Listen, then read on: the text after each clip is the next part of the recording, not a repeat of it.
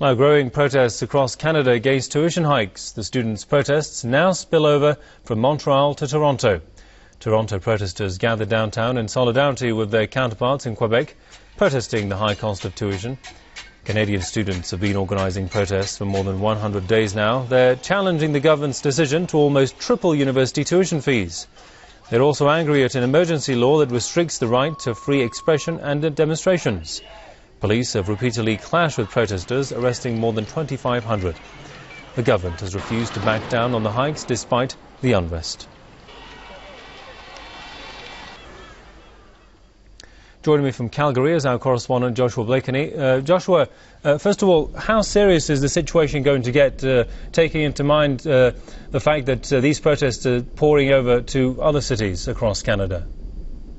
Well, this is highly significant, Hassan. You have to remember that Canada has quite a relatively small population of only about 34 million people, and we've already seen 250,000 people amass on the streets of Quebec, of the province of Quebec. Now it's germinating into the streets of Toronto, and now also in Vancouver. I was in Vancouver this week, and I had the privilege of viewing students protesting there. And of course, the context is very important. You have to understand that this time last year, there was an election in Canada, and in the last 12 months it's been revealed that there was widespread election fraud, and that election is illegitimate, and that the government of Canada is viewed by many of the citizens as itself being illegitimate. Now the politicians are visiting these policies, these draconian, austere policies on the people of Canada, and an increasing number of people are not going along with it. Of course, we saw with the Occupy movement, one of its great failures was it kind of failed to get many working class people to kind of buy into their project of going to the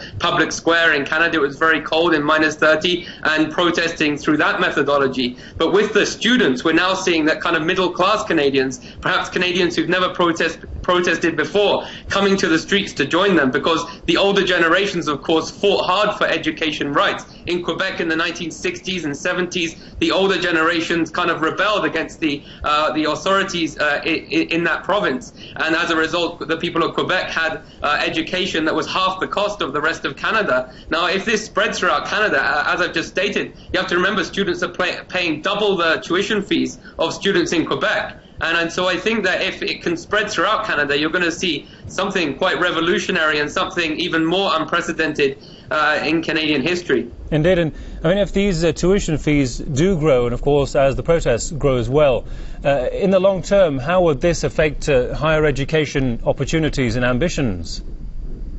Well, I think that's the point. I think education is something that's so valued by Canadians, and I think there's a perception that the current Canadian government, who I stress lacks legitimacy in 200 of Canada's 308 ridings, there was election fraud in the last election, and so they lack legitimacy, and people are viewing them as basically creating a society that's only good for the 1%, only good for the rich. And of course there is a theory that, that these elites would prefer people to be dumbed down and prefer the working class not to have access to education, because often when people become educated, they kind of care about the poor, they turn against the wars. Of course, the Canadian government has been in a war in Afghanistan, they attacked Libya, they're sending money to sectarian groups in Syria to destabilize Syria. They just pledged millions of Canadian taxpayers' dollars to sectarian groups in Syria, and yet they're saying we can't afford a decent education, we can't afford a decent healthcare in Canada. And so many Canadians are rebelling against this, and as I say, it's a great solidarity project that's going on in Canada, where you have the older generations, you have trade unionists, you have many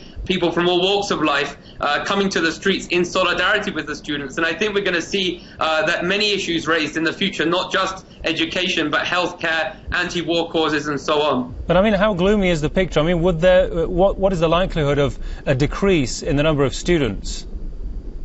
Well, I mean, we can only look at our television screens, and all we're seeing is that it is proliferating throughout Canada. And of course, one thing you have to remember is Canada is the second biggest country in the world. So one problem Canadian activists often have is mobilizing throughout the country in a kind of pan-Canadian way. And of course, there is a perception that the elite often benefit from that, because they can divide people, divide and rule the working class. But Vancouver is on the Pacific coast, and Quebec is on the other side of the country. But yet, when you have students that far apart mobilizing, I think that it's sanguine from the perspective of those who want to make Canada a more just and egalitarian society, and it's pretty dismal if you're a member of the illegitimate and unelected Canadian government.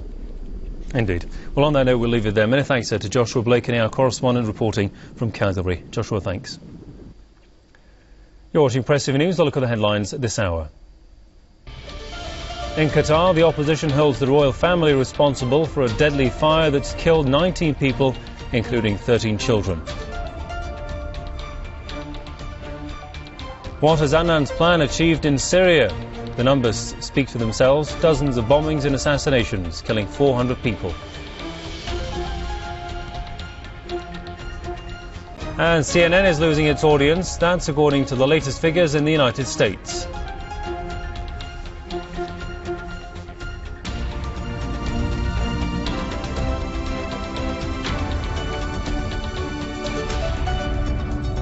And still to come here on Press TV.